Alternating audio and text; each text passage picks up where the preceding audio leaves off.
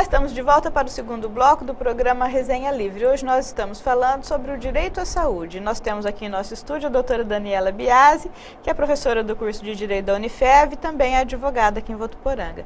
Daniela, então, voltando ao nosso assunto, né, sobre os problemas com planos de saúde. Como é que é a questão da exclusão do sujeito que quer contratar um plano, mas tem doenças pré-existentes? O plano pode se recusar, dependendo da doença, não aceitar o cidadão. Como é que fica isso? O que nós temos atualmente é que a maioria dos planos, a maioria não, todos os planos, quando você vai iniciar a contratação, você já faz um preenchimento informando todas as suas condições de saúde, cirurgias do passado, doenças, tudo isso é analisado antes da aprovação do plano. Então, entende-se que se você possui uma doença, se você conhece essa doença, você teria a obrigação de informar naquele momento, para o plano averiguar quais são os riscos, né, que você corre de fazer a utilização dessa prestação de serviços. Acontece que algumas vezes a pessoa possui a doença e não sabe que tem essa doença. Então, no momento da contratação do plano, ela desconhece uma doença. E logo após, enfim, passada a carência, ela precisa do atendimento e o plano suspeita que aquela doença, ou porque algum laudo médico atesta que a doença já vinha se prolongando há um tempo, diz que ela incorreu em fraude, né? E pretende, então, excluir a pessoa, porque ela teria fraudado o negócio. Olha, no momento de assumir esse plano, você disse que não tinha doenças e eu contratei com você por isso. Aí agora surgiu, você fraudou. O que ele tem que fazer? O plano, de maneira imediata, ele não pode excluir a pessoa com doença pré-existente. Então, olha, eu vou quebrar esse nosso contrato, não temos mais relação. Isso ele não pode. O que ele tem que fazer de imediato? Notificar aquele beneficiário de que há uma suspeita, de que há uma doença pré-existente. Aí nisso pode até trazer algum outro prazo de carência, pode haver alguma negociação nesse sentido para que seja mantido o plano, tá? E se a parte não aceitar essas condições que o plano está impondo, porque fala que, olha, eu não conhecia essa doença, não houve fraude, eu não tive a intenção de omitir nada, o plano tem a opção de abrir um processo administrativo com a ANS, tá? Que aí vai ser detectada essa fraude ou não. Mas a pessoa que estiver precisando do atendimento e estiver com problemas, porque o plano argumenta que é pré-existente, também pode buscar o judiciário para tentar resolver isso de alguma maneira mais rápida, tentar uma liminar, alguma coisa nesse sentido. Entendi. Agora, se a pessoa ainda não fez o contrato, na hora que ela foi preencher, ela está bem levada da breca, tem várias coisas, tem desde bico de papagaio e diversas doenças. O plano pode falar, não, você não faz contrato com você. O plano é um ente privado, né? Em tese, ele não está obrigado a contratar com ninguém, assim. O que a gente tem é uma proteção muito especial com relação ao idoso, tá? O idoso não pode ser negado o plano de saúde pela idade, porque a gente sabe que é natural. Mas o idoso tem sempre doença. É difícil o idoso não ter um monte de doença. É por isso que existe a proteção do Estatuto do Idoso. Porque o idoso era o mais rejeitado nos planos de saúde. Mas se ele for idoso, que dó. Se a pessoa é idosa e tem várias doenças, o plano mesmo assim não pode rejeitar? Não, pelo Estatuto do Idoso eles têm essa proteção, tá? A partir dos 60 anos... Mesmo que tenha câncer, hipertensão, diabetes, se ele é idoso, o plano não pode rejeitar. Pode até cobrar mais caro, mas não pode rejeitar? Ou está limitado com relação a isso também? Pelo Estatuto do Idoso, ele não pode rejeitar com relação à idade, tá? Eventualmente, pode ter algum plano específico para as condições peculiares daquela pessoa, mas rejeitar, não. Entendi. Seria uma forma de discriminação. E aí também, se acontecer, o idoso também deve ter o mesmo procedimento. Procurar ou a OAB local, ou o núcleo de prática jurídica, ou contratar um advogado, porque ele tem direitos garantidos pela lei. Sim. Nesse caso. Entendi. Ô Dani, e por exemplo, a pessoa está lá internada na UTI, aí tem um limite, ela tem que sair dali? Existe isso ainda? Existiam contratos, com certeza ainda existe, contratos que limitam no tempo que eu tinha meus pais doentes, assim, acamados, tinha vencido o prazo, acabou. Exatamente. Aí, a partir dali, se o paciente precisasse ficar, você tinha que pagar, né? Você tinha que pagar, então, mas se não tivesse dinheiro, não tinha o que fazer com a pessoa. Isso é proibido, tá? É totalmente abusiva a limitação de período pelo qual a pessoa vai poder passar pela UTI com a cobertura do plano, ou até mesmo a internação comum. Não há mais nenhum tribunal que aceite esse tipo de limitação. O STJ é pacífico nesse sentido. Então, quer dizer, se a pessoa precisar ficar 1 ano na UTI, o plano tem que Quem determina quanto tempo ela vai ficar na UTI é o médico. Uhum. Se o médico achar que ela precisa ficar 5 meses na UTI, enfim, é o tratamento médico adequado, o plano vai ter que cobrir. Entendi. Isso é muito justo, porque ninguém escolhe ficar na UTI, né? E nem quanto tempo, né? As pessoas com certeza escolheriam, se fosse para ficar, seria pouco. A pessoa jamais escolheria ficar na UTI, né? Se ela pudesse escolher, é um lugar muito estranho. Já fiquei na UTI, é muito solitário, assim. Você faz amizade, né? Você faz amizade com uma pessoa, quando você acorda a pessoa já não está mais lá, né? Ou foi embora, ou teve alta celeste. É um lugar difícil de você viver ali, é muito complicado. Acho que ninguém fica por gosto. Em boa hora essa decisão e essa maneira de encarar, né? Porque é indigno a pessoa estar ali doente, preocupada, grave, ainda pensando, e agora, né? Quantos a família, porque às vezes a pessoa que está doente nem está consciente dessa situação toda. A família às vezes fica em pânico, porque não tem mas como. Tem muito doente consciente, né? Tem muito doente que fica com... Sim, que tá além de tudo tem que enfrentar essa preocupação. Tá pensando o que vai acontecer, né? Eu conheço um caso muito interessante em São Paulo, enfim, que a pessoa foi levada, chamou a ambulância, passou mal, chamou a ambulância e foi levada para o hospital que ela apresentou o cartão do plano de saúde. Então a ambulância leva para o hospital mais próximo, tem alguma coisa nesse sentido com relação ao SAMU. E chegou no hospital, era um atendimento de emergência, a pessoa estava passando por um AVC. E na época o neurologista chegou a entrar em contato e o médico plantonista na época não deu a devida atenção. E a pessoa ficou 3 horas tendo um AVC na sala de espera do hospital. E o médico particular pediu autorização, se podia mandar uma ambulância particular buscar e levar para outro hospital. Porque é uma moléstia tempo-dependente. Quanto mais tempo você passa com aquilo, mais grave a situação fica e o risco de morte aumenta. E o sujeito então foi para o outro hospital, veio uma ambulância particular, levou para outro hospital. E lá ele foi, em 10 minutos, ele estava dentro do centro cirúrgico. Era muito grave. E o plano de saúde, nesse caso, foi condenado a arcar com todas as despesas que esse paciente teve no outro hospital. Não havia cobertura, mas ficou detectado, nesse caso, que houve uma negligência muito forte, né, do plano com relação ali aos médicos conveniados do hospital para onde o sujeito foi encaminhado e tudo mais. Então, o sujeito teve ainda o direito da cobertura das despesas dele pelo período de internação no outro hospital.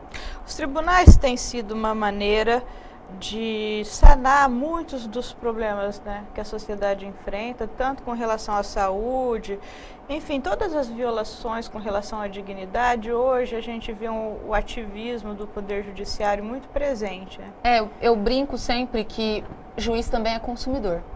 Então, quando chega uma situação para ele de um abuso envolvendo relações de consumo ou situações que envolvam a dignidade, eles sentem, porque às vezes eles também passaram por algo semelhante, né? Então, é uma indignação que todos nós vivemos. Sem dúvida, E quando você experimenta, você tem um outro olhar, uma outra sensibilidade para aquele drama que o outro está vivendo, né? Eu mesmo, depois que eu passei por essas experiências, tanto de carência de UTI, tanto quanto eu mesma fiquei na UTI, e hoje eu tenho uma sensibilidade muito grande a isso, porque é uma das piores situações que uma família pode enfrentar. Você tem a pessoa doente, você já não sabe se vai viver, se não vai, né? E ainda você tem que pensar que está chegando o dia, né? É terrível. Eu acho que o maior problema realmente que deve preocupar quem lidera, quem governa, quem planeja o futuro é a saúde. Sem dúvida. Ô Dani, e com relação ao aumento da faixa etária por idade? Essa também é uma questão muito, muito controvertida, né? Sim. O que a gente tem é o seguinte, a lei de planos de saúde, ela passou a valer a partir de 2 de janeiro de 99. Então, nós temos 2 regramentos, tá, para o reajuste da mensalidade. Os contratos muito antigos, que são aqueles celebrados até o dia 1º de janeiro de 99, eles vão ter o reajuste de mensalidade de acordo com o que estava disposto no contrato, tá? A lei nova não se aplica a esses contratos antigos. Então, a partir de 2 de janeiro, é que começou a ocorrer essa mudança com relação à faixa etária. São estabelecidos alguns grupos, por exemplo, de 0 a 18 anos, tá? Eu não lembro de cabeça todas essas faixas, mas são mais ou menos 10 faixas etárias que são estabelecidas para que possa haver um aumento aí de mensalidade. Por que que existe esse sistema? Porque é natural, é biológico, e quanto mais velho você fica, maiores serão as suas visitas ao médico, maior a quantidade de exames que você precisar fazer. Precisa de mais consertos, né? A gente vai estragando, vai quebrando, vai emperrando, né? Então é natural que exista esse parâmetro para o reajuste. O que é importante? Primeiro, que no contrato esteja muito claro, se o reajuste então é faixa etária, que esteja muito claro quais são as faixas etárias e como se dá os índices de reajuste, tá? E a partir de 2004, o Estatuto do Idoso estabeleceu que a última faixa etária, que é a partir dos 60 anos, não pode ter reajuste. Então, dos 60 anos, se eu viver até os 100, tem que ser a mesma, tá? Sendo que a última faixa etária, que é até os 59 anos, que limita lá nos 60, né? Ela não pode ser mais do que 6 vezes mais cara do que a primeira, que é do 0 aos 18. Então, foi uma tentativa de limitar aumentos estrondosos de mensalidades devido à idade. Tá? A partir de 2004, isso ficou muito claro com relação ao pessoal que celebrou o contrato acima de 60 anos. Então, para acima de 60, não tem mais reajuste por idade. Tá? Até 2003, era possível fazer ainda reajuste por idade, mesmo nas pessoas idosas. É um equilíbrio delicado, né? Porque você tem, de um lado, o plano de saúde que precisa de ter um suporte para bem atender. Sim. Porque também, eles também sofrem. Se o plano atender de uma forma deficitária, vai acabar atendendo mal. Né? Vai acabar pagando pouco, vai acabar não atraindo bons profissionais, vai acabar fazendo de uma forma não ideal. Eu vi uma crítica do Drauzio Varela uma vez, justamente nesse sentido. Ele diz, às vezes o plano paga muito mal, então médicos muito consagrados, muito tradicionais, optam por não ficar nesse plano, começam a selecionar muito quais planos vão atender. Alguns não atendem plano ou nenhum. não atendem nenhum plano. Eu geralmente, quase os médicos que eu procuro não atendem plano nenhum. Ligo para um, não atende plano nenhum. Aí o ideal é ter um plano que envolva reembolso, né? Não, é o que eu fiz. Seguro saúde. E ele comenta isso, que justamente os médicos jovens que estão começando na carreira que acabam entrando nesses planos que pagam um pouco menos.